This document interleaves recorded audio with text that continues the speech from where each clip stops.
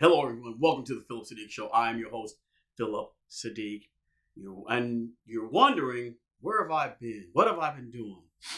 Well, I get allergies real bad. My nose runs, my eyes water, I start coughing, I can't stop coughing. People say, you taking medication? Well, the medication that I was recommended, and I tested once, it kept me sleeping, falling asleep during the day and during the night. I work a night shift job, and you can't fall asleep at night on the job because then you might you might lose it all. So the reason why I'm not on as often as I want to be, bad allergies, which leads to migraines. And that's like, I can't focus on anything. Just quiet, peaceful, and dark. Enough about me. Never fear, Siddiq is here. Spiderman, Far From Home. This is going to be a quick review. I may be all over the place, but you have to go see the film. It's fun. It's touching. There's so many different moments that blend to each other. Now on to the review. I tell you, Marvel, they do a couple of things really well. One thing is pull on the heartstrings. And for you folks who like to get your snacks and then creep in 15 minutes after the movie, get in line. Get your snacks first, please, because you have to watch from the beginning. Because they do a tribute in memoriam. I'm not going to spoil anything, but instead of the snap, they call it the blip. Because it's reported by some high school students. Betty Brant, I'm sure you guys will remember her. Betty Brant, remember that. And they call it the blip. And it was so funny because they were in high school, people disappeared, and then they came back. And they started knocking into each other. And one little guy, he becomes like the... I guess all the women loved him, and he wanted to go after a certain MJ. But enough about that later. So after that, then we see Samuel L. Jackson, Nick Fury, and Maria Hill. They find out something is going on in Mexico. They find out that Mexico is laid to waste. And that's when they meet Mr. Beck, Mysterio, master of illusion and other powers. They talk to him.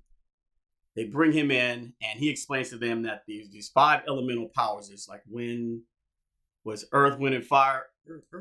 Earth, wind, fire, and something else on his planet. He talks about many dimensions. Before that, they're trying to contact Peter Parker, and Peter Parker's ghosting Nick Fury, and Nick has to get a hold of him, and he does. So he meets Mr. Beck. One thing about Peter, if you follow the movies and the films, he's always looking for a father figure. He had Uncle Ben, Tony Stark, and now Mysterio. Happy, get to Happy.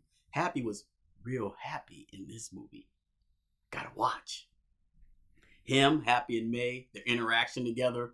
It shocks Peter, but it's so fun. I mean, it's just so freaking fun to watch them interact.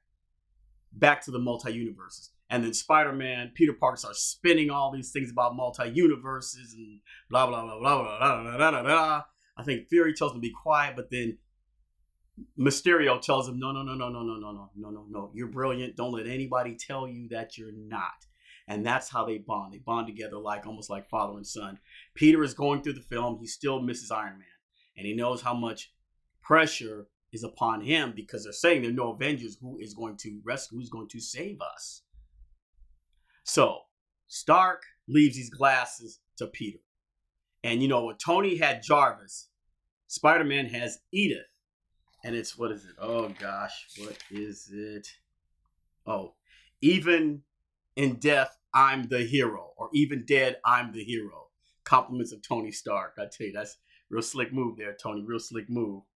So, the kids are taking a break. They're going to Europe. They're going to different cities in Europe. Nick Fury has finally contacted Peter, and Peter's saying, I just want to go on vacation.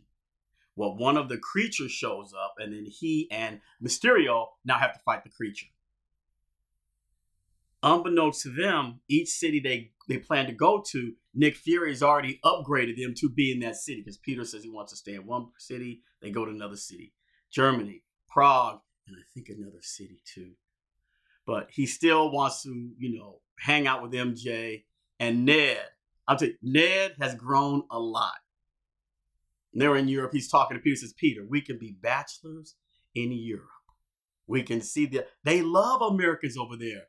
The crowd I was with, they started busting up laughing. There are a lot of scenes in there where you're gonna laugh.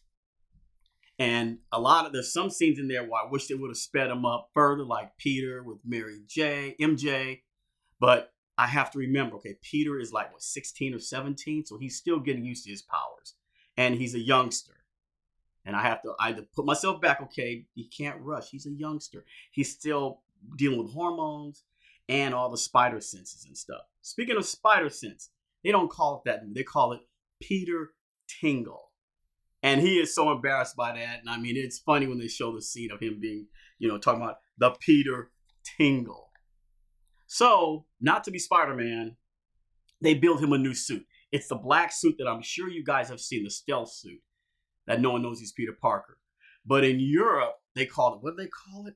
They call it the Night Monkey. And people were running away. They were screaming because you see this black thing all over the place. It was hilarious. So now, again, he's teaming with Mysterio. And they're fighting all these elemental creatures. And they beat the one. And Mysterio begins to bond with Peter deeper.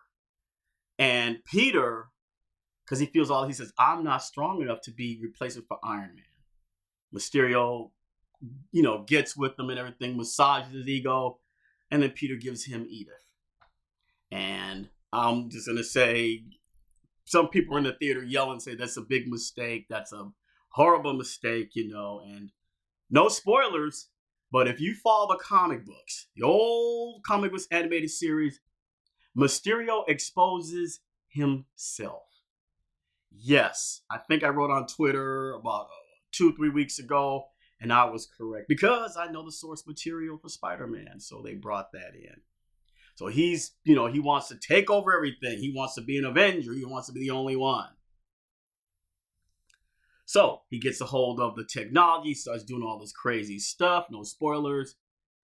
How do you review a film without giving away spoilers? Because that's part of the doggone film. I'll just say he proved who he was. But he worked with Tony Stark before.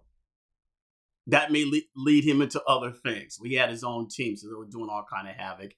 Mary J and Peter are getting kind of close, and then not telling too much. She says one scene, I know you're Spider-Man, So Zendaya has pulled back a little bit, her character being that little quick, snappy, blah, blah, blah, blah, blah, blah, blah, blah, now she's opening up to him. He's opening up to her. And it's beautiful to see that.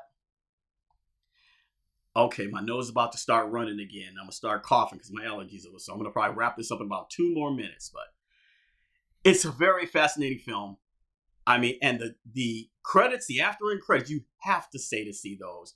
If I tell you about them, we screamed, okay? We gave a standing ovation when we saw these characters come on the end because we're talking, dare I say it? I think I will. Secret Wars. Look it up. You heard it here first from me. Secret Wars. Since Spider-Man Homecoming is now the end of phase 3, we're rolling into phase 4, which means we're going to get a whole set of new enemies, new heroes.